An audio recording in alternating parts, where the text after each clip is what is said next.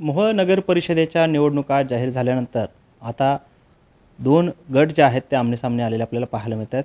यापैकीच मोहोळ तालुक्यातलं राजकारण ज्यांच्या भोवती फिरतं ते उमेश पाटील आणि राजन पाटील हे पुन्हा एकदा आता एकमेकांवर टीका करताना पाहायला मिळत आहेत. खरं तर आपल्यासोबत उमेश पाटील आहेत. काल राजन पाटलांनी सडकून टीका जी आहे ते आपल्यावरती केल्याचं पाहायला मिळालेलं होतं. ते असं म्हणाले की बाबा तालुक्यामध्ये 2-4 नवीन जित्राबा आलेले आहेत. पूर्वीचे आमचे जे विरोधक होते ते सुसंस्कृत होते, मात्र आताचे जे आहेत ते सुसंस्कृत नाही आहेत, जित्राबा आहेत. कसं उत्तर असणार आहे राजन पाटील? मुळात राजन पाटील यांना सुसंस्कृत असा शब्द शोभतच नाही. ते किती सुसंस्कृत आहेत. त्यांच्या भीमा सहकारी साखर कारखान्याच्या निवडणुकीच्या वेळेला त्यांनी विकृत पद्धतीचं जे विधान केलं होतं, त्याच वेळेला हे किती सुसंस्कृत घराणं आहे हे संपूर्ण महाराष्ट्राच्या समोर आलं होतं.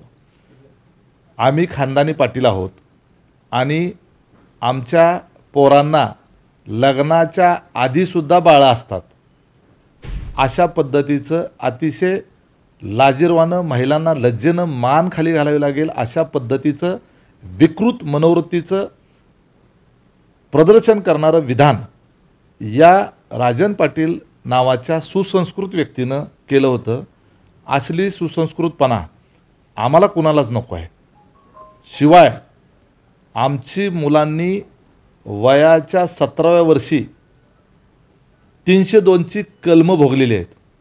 302ची कलमं भोगणारी आमची पोरं आहेत आणि आम्हाला त्याचा अभिमान आहे असं सांगणारा हा पाटील किती सुसंस्कृत आहे हे मोहोळ तालुक्याला नव्हे तर पुऱ्या महाराष्ट्राला माहीत आहे. त्यामुळं पाटील आडनाव लावणाऱ्यांना लाज वाटावी अशा पद्धतीचं वक्तव्य या खानदानी पाटलांनी केलं. त्यामुळं त्यांनी सुसंस्कृतपणाचा आव आणू नये आणि पूर्वीचे विरोधक सुसंस्कृत होते आणि आत्ताचे किती असंस्कृत आहेत हे या विकृत माणसाकडनं प्रमाणित करून घेण्याची आवश्यकता नाही. खरं तर यशवंत माने जे इथले माजी आमदार आहेत त्यांनी देखील आपल्यावरती गंभीर आरोप केलेला आहे. उमेश पाटील आणि विद्यमान आमदार राजू खरे यांनी एका महिलेला 50 लाख रुपये दिले आणि यशवंत मानेंच्या विरोधात, राजन पाटलांच्या विरोधात आणि त्यांच्या मुलांच्या विरोधात आरोप करायला, घाणेरडे आरोप करा अशा पद्धतीचं एक सुपारीश दिल्याचा आरोप त्यांनी केलेला आहे. कसं पाहता या आरोपाकडे? 50 लाख रुपये आपण दिले का त्यांना? खरं तर अतिशय हास्यास्पद आहे. सेल्फ गोल करणं जो प्रकार असतो तो याला म्हणतात. कारण यशवंत माने हे काही तथाकथित राजकारणी नाहीत, कारण ते ग्रामपंचायतीला पण त्यांच्या निवडून येऊ शकत नाहीत. मोहोळ तालुक्यामुळं त्यांना आमदार होता आलं हे त्यांनी आयुष्यातली पहिली आणि शेवटची आमदारकी समजायला हरकत नाही. ज्या महिलेचा उल्लेख त्यांनी केला त्या महिलेचं नावसुद्धा त्यांनी घेतलं. त्या महिला उज्ज्वला थिटे या मूळच्या म्हणण्यापेक्षा त्या अनगरच्याच आहेत आणि तिचे सासरे हे त्या गावचे 40 वर्ष पोलीस पाटील म्हणून त्यांनी काम केलं. त्या महिलेच्या नवऱ्याने पाटील कुटुंबियांची आयुष्यभर मरेपर्यंत सेवा केली. त्यांच्याकडे ते नोकरीला होते. त्या महिलेच्या संदर्भानं तिचा मुलगा शिवजयंतीला एकाने त्याला खांद्यावर घेतलं म्हणून त्याला बेदम मारहाण करण्यात आली. कारण अनगरमध्ये फक्त या राजन पाटलांच्या मुलांनाच फक्त कुणीतरी खांद्यावर घेतलं पाहिजे. एखाद्या सामान्य पोराला कोणी खांद्यावर घेतलेलं तिथलं त्यांना आवडलं नाही म्हणून त्याला मारहाण केली. आणि त्याच्यानंतर तो 12वीला असलेल्या मुलाला परीक्षेला बसू दिलं नाही. शाळा यांचीच त्याची 12वीची परीक्षा बुडाली. एवढंच नाही तर त्या मुलावर खोटी ॲट्रॉसिटीची केस दाखल केली. ती ॲट्रॉसिटीची दाखल झालेली केसची FIRची कॉपी आजही पोलीस स्टेशनला आहे. एवढ्यावर हे थांबले नाहीत. त्यांनी त्या मुलाच्या शाळेच्या दाखल्यावर, लिव्हिंग सर्टिफिकेटवर सदर या मुलावर ॲट्रॉसिटीचा गुन्हा दाखल आहे म्हणून त्याला कुठेही प्रवेश दिला जाऊ नये असं लिहिलं. म्हणजे त्याचं पूर्ण शैक्षणिक आयुष्य बर्बाद करण्याचं काम यांनी केलं. याच्यावर हे थांबले नाहीत. त्या महिलेच्या गावातल्या असलेल्या तिच्या घरावर यांनी दरोडा टाकायला लावला काही लोकांना हाताशी धरून आणि तो दरोडा टाकून तिचं घरातलं सगळं सामान लाईटचे बल्बसुद्धा घेऊन गेले. पाण्याची बादलीसुद्धा ठेवली नाही. त्या महिलेचं सगळं लुटून नेलं आणि त्या महिलेला गाव सोडायला भाग पाडलं. तिला 30 एकर जमीन आहे, ती पण बागायत जमीन आहे. ती बागायत जमीन तिच्या शेतामधलं सगळी पाईपलाईन तोडून टाकली, तिचं शेतातलं जे पीक होतं ते सगळं जाळून टाकलं, तिच्या मोटरी सगळ्या पळवून नेल्या आणि इतकं तिचे हाल केले त्या महिलेचे. त्यानंतर ती महिला पुण्याला गेली आणि पुण्याला आज त्या महिलेवर धुणं भांडी करण्याची वेळ आली. आता राहिला हे सगळं जे झालेलं हे पोलीस स्टेशनला रेकॉर्ड आहे. त्यावेळेला त्या महिलेनं ज्या वेळेला फिर्याद दिली त्याच्यानंतर 1.5 वर्षानं निवडणुका झाल्यात. ते सगळं पोलीस स्टेशनला रेकॉर्ड आहे. त्या महिलेनं राजन पाटील आणि त्यांच्या मुलांनी माझ्या घरावर दरोडा टाकायला लावला अशा पद्धतीचं त्या ठिकाणी फिर्याद दिलेली आहे पोलीस स्टेशनला. ही वस्तुस्थिती आहे. त्या शाळेच्या दाखल्यावर जो लिहिलेला उल्लेख आहे ॲट्रॉसिटीच्या गुन्ह्याचा हे देखील रेकॉर्ड त्या ठिकाणी त्या शाळेमध्ये उपलब्ध आहे. तो दाखला आमच्याकडे पण उपलब्ध आहे. मग आज जर त्या महिलेला आम्ही 50 लाख रुपये दिले असते तर पुण्याला एका छोट्याशा खोलीमध्ये राहून त्या ठिकाणी मुलगा एकाच्या गाडीवर ड्रायव्हर म्हणून काम करतो आणि ह्या महिला काही दिवस लोकांच्या घरी धुणं भांड्याचं काम करत होत्या, काही दिवस मेडिकलमध्ये काम करत होत्या. एवढे पैसे मिळाल्यावर एवढं काम करायची गरज काय? मला समजत नाही की त्या महिलेच्या संदर्भानं ज्या पद्धतीचे हे आरोप केलेले आहेत हे धादांत खोटे आहेत. माझं तुम्हाला आव्हान आहे की तुम्ही त्या महिलेला तिच्या गावामध्ये सन्मानानं राहू देणार का हा प्रश्न त्यांना विचारा. नंबर 1. दुसरं, त्या महिलेला तिच्या शेतामध्ये तुम्ही जाऊ देणार का हा दुसरा प्रश्न. तिची स्वतःची शेती ती स्वतः कसून त्या ठिकाणी सन्मानानं गावात राहू शकते का? अहो तिचं तेल मीठ बंद केलं एकाने ह्या लोकांनी. तिला किराणा दुकानातून साधं दुधाची पिशवी मिळू देत नाहीत. पीठ दळायला गेलं तर ते गिरणीवाला त्या ठिकाणी त्याला दम देऊन ठेवलेला की यांचं पीठसुद्धा दळून द्यायचं नाही.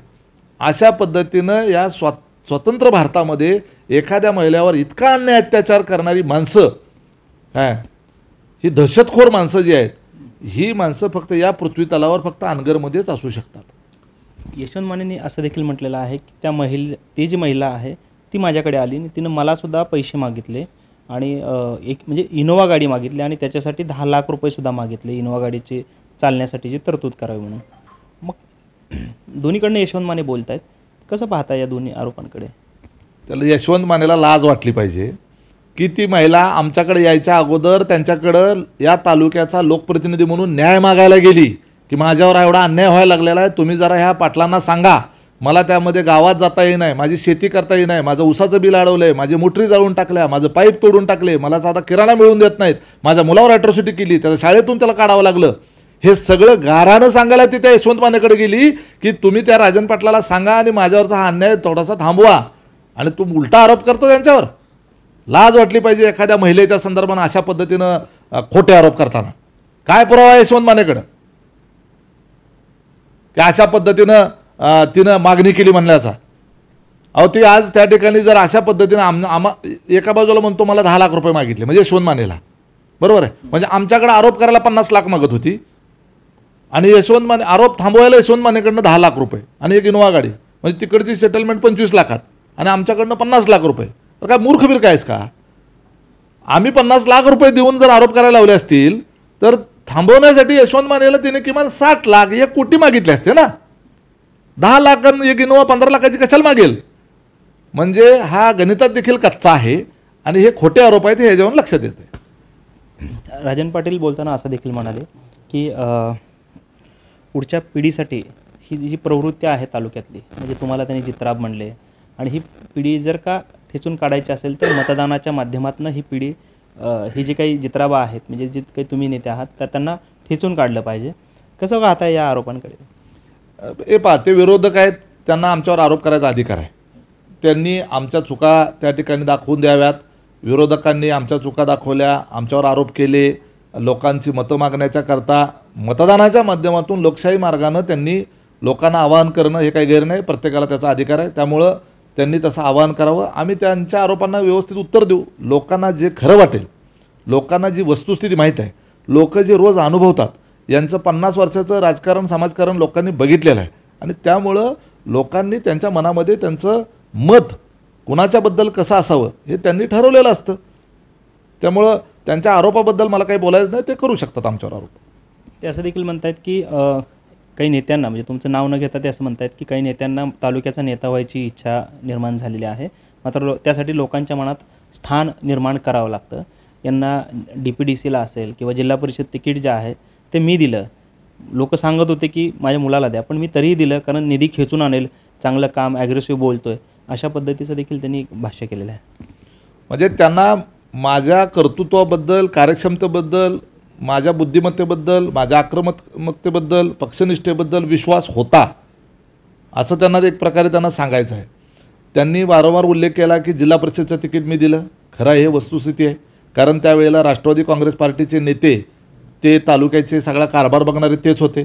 अजितदादा पवार राज्याचे नेते, राज्याचे उपमुख्यमंत्री म्हणून त्यांच्याकडे ज्यावेळेला मी म्हटलं की मी जिल्हा परिषदेला निवडणूक लढवायची मला, कारण माझा स्वतःचा नरखेड मतदारसंघ ओपन झालेला आहे, त्यावेळेला त्यांनी सांगितलं की महाराष्ट्राचा युवक अध्यक्ष जो राहिलेला असतो ते आमदारकीची निवडणूक लढवतात, परंतु तुला जिल्हा परिषद का लढवायचे? तर मी सांगितलं की माझा मतदारसंघ राखीव आहे आणि त्यामुळं मला मतदारसंघ विधानसभेला लढवायला नाही आहे. त्यामुळे जो माझा स्वतःचं गाव जे माझं आहे नरखेड, हे नरखेड गाव ज्या मतदारसंघात येतं त्या तो गट ओपन झालेला आहे आणि त्यामुळे मला तिथून लढवायचे. त्यावेळेला अजितदादा म्हटले की हो तू तयारीला लाग, मी काय करायचं ते करतो. आता माझ्या समोर अजितदादांनी त्या ठिकाणी काही सूचना तिकडे केलेल्या आहेत. आता यांना अजितदादांना ते क्रेडिट द्यायचं नाही आहे, त्यांना ते क्रेडिट स्वतःकडे घ्यायचं आहे.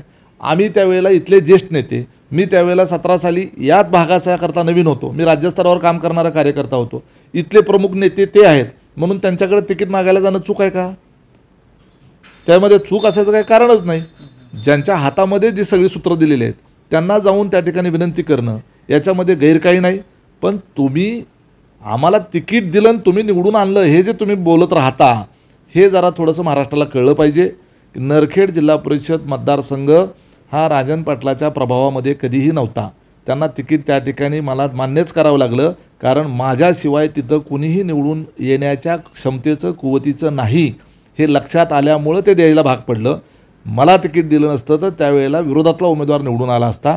मुळात 6 झेडपी गटापैकी 3च झेडपी गट त्यावेळेला राजन पाटलांच्या विचाराचे म्हणजे राष्ट्रवादीचे निवडून आले. त्यातला मी एक आलो, दुसरे बाळाराजे पाटील आणि तिसरे ते पेनूरमधून सोनवणे आले. ते 100 मतांनी का 150 मतांनी फक्त आले. मी 7,500च्या मताधिक्याने त्यावेळेला निवडून आलो होतो. एवढं मताधिक्य यापूर्वी नरखेड जिल्हा परिषद गटातून राजन पाटलाच्या उमेदवाराला त्यांच्या आयुष्यात तरी कधी आलं होतं का? एवढं फक्त जरा परत एकदा त्यांना विचारा. एवढ्या मताधिक्यानं राष्ट्रवादीचा उमेदवार कधी आला होता निवडून? आणि दुसरं त्यांनी सांगितलं की DPCवर त्यांनी नाव माझं सुचवलं. त्या DPDCवर नाव सुचवलं म्हणजे त्यावेळेला DPDCची निवडणूक लागली होती आणि पूर्वी नॉमिनेशन असायचं, बिनविरोध व्हायची, पण ह्यावेळेला बिनविरोध होणार नव्हती. आणि त्या परिस्थितीमध्ये 9 मतं लागणार होती निवडून येण्याच्याकरता.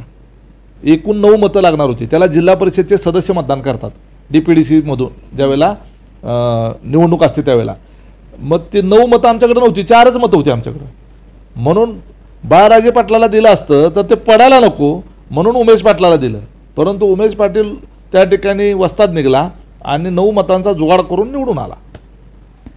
पाहतोय खरं तर या राजन पाटलांनी आणि यशवंत माने यांनी केलेल्या आरोपांना उमेश पाटील यांनी आता सडेतोड उत्तर दिलेलं आपल्याला पाहायला मिळतं आहे. कॅमेरामन विनोद हुमनाबादकर सह सागर सुरवसे, TV9 मराठी, मोहोळ, सोलापूर.